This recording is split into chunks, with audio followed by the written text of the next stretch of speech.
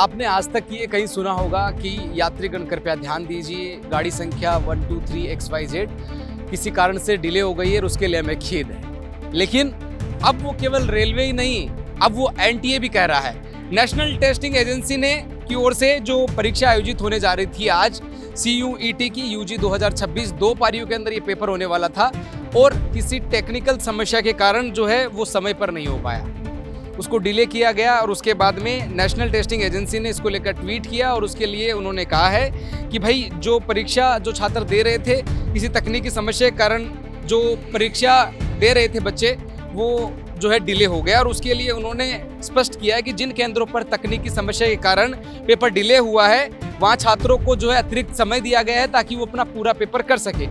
दूसरे पारी के अंदर जो पेपर होने वाला था तो 3 बजे होने वाला था, वो 4 बजे शुरू करवाया गया।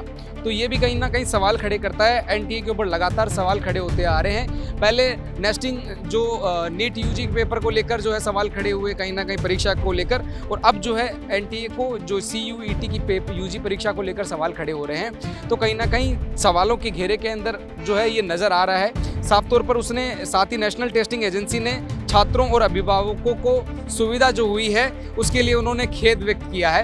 तो लगातार इस बार जो है जो भांडा फोड़ा गया है, सुबह की शिफ्टिंग जो 9 बजे से शुरू होनी थी वो केंद्रों पर जब 8 बजे बच्चे हैं जो एंट्री को बंद कर दिया जाता है उसको 1 घंटे देरी से किया गया, और दूसरी वाली परीक्षा जो 3 बजे शुरू होने वाली थी उसको 4 बजे से शुरू किया गया।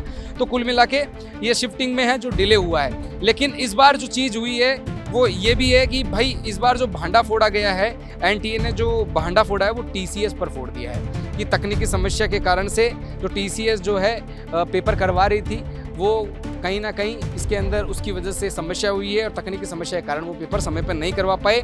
CUET यूजी 2026 का पेपर था, 2 पारियों में होने वाला था लेकिन समय पर नहीं हो पाया। तो कहीं ना कहीं सवाल खड़े होना लाजमी है। एनटीए ने तकनीकी गड़बड़ी होने का कारण जो बताया है और इसकी वजह से ही उसने कहा है कि हमें खेद है, हम जो है अभिभावक और परीक्षार्थी जो अभ्यर्थी हैं वो परेशान हुए, उसके लिए हम क्षमा चाहते हैं। खैर इससे क्या होगा, इससे कुछ नहीं होगा। लगातार सवालों को घेरे में एनटीए आ रही है। पहले जो है नीट यूजी के पेपर को लेकर लगातार सवाल खड़े हुए आ रहे थे और अब ये कहीं ना कहीं सवाल अब खड़े हो गए हैं कि पेपर लीक होना और उसके बाद में पेपर करा ही नहीं पाना, ये तो इससे भी बुरी बात है। तो सोचने की बात है, जितनी बड़ी एजेंसी है, जितना काम धाम तरीके से, जितना प्रोजेक्ट जितने स्तर पे लिया जाता है उतना ही पैसा खर्च किया जाता है, लेकिन फिर भी पूरी तरीके से ये प्रोजेक्ट्स के होने के बावजूद भी पूरा प्रोजेक्ट नहीं हो पा रहा सही। ये भी कहीं ना कहीं सवालों के घेरे में आता है। आप क्या सोचते हैं इसको लेकर कमेंट सेक्शन में कमेंट कर जरूर बताएं। सहयोगी जावेद के साथ Deepak Kumar, update India TV, Jaipur.